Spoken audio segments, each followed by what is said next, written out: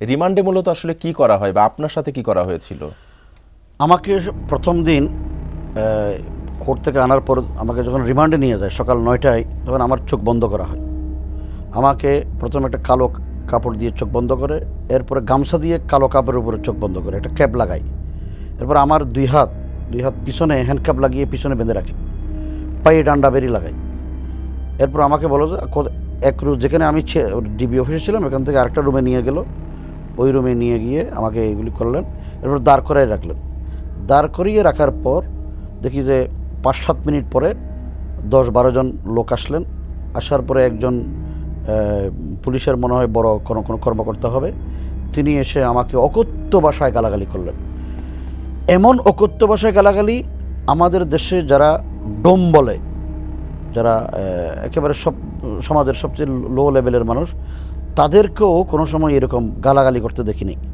আমার সবচেয়ে বেশি আশ্চর্য লাগছে, একজন বিসিএস ক্যাডার অফিসার, যিনি রাষ্ট্রের সর্বোচ্চ মর্যাদার অধিকারী, সেই লোকগুলো এত বিশ্রী ভাষায়, এত অশ্লীল ভাষায় কীভাবে গালি দিতে পারে।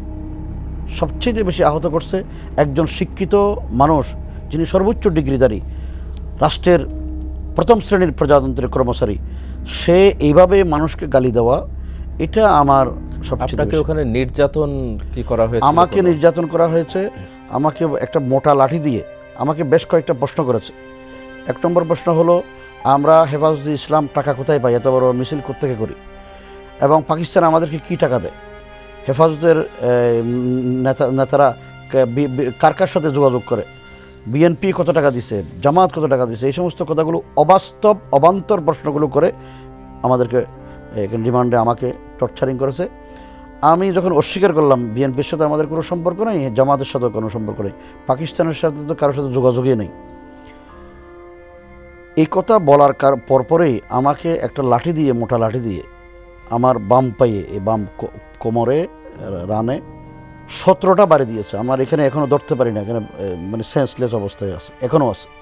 এটা মাঝে মাঝে এমন হয়ে যায় আমি হাঁটতে পারিনি। 17টা একটানা বাড়ি দিছে। পরে আমি দাঁড়ানো অবস্থা থেকে বসে গেছি, প্রচণ্ড মানে ব্যথা অনুভব করছি। এরপরে আমার চোখ দিয়ে অজরদারে পানি আসতেছে। আমি যখন সেন্সলেস হয়ে পড়ে গেছি, তখন তার যে লাঠি দিয়ে বাড়িটা বন্ধ হয়েছে। এর আগ পর্যন্ত আপনার উপরে এই নির্যাতন চলেছে? এই নির্যাতন চলছে প্রায় আধা ঘন্টার কম না। এই প্রথম দিন এবং আমাকে এভাবে করছে, চোখ বন্ধ করে রাখছে, একটানা দাঁড় করে রাখছে, সকাল 9টা থেকে দুপুর 5টা, বিকেল 5টা পর্যন্ত দাঁড়ানো অবস্থায় ওইভাবে দাঁড়িয়েছিলেন? ওইভাবে। আমার যখন সেন্সলেস হয়ে গেছে, তখন আমাকে পানি দেওয়া হয়েছে, মাথায় চোখে পানি দিছে 2 জন ভাই। পরে আবার আমাকে যখন স্বাভাবিকভাবে আমি চেয়ারে বসছি, তখন আমাকে আবার দাঁড় করে রাখছে। এইরকম 5টা পর্যন্ত দাঁড় করে রাখছে।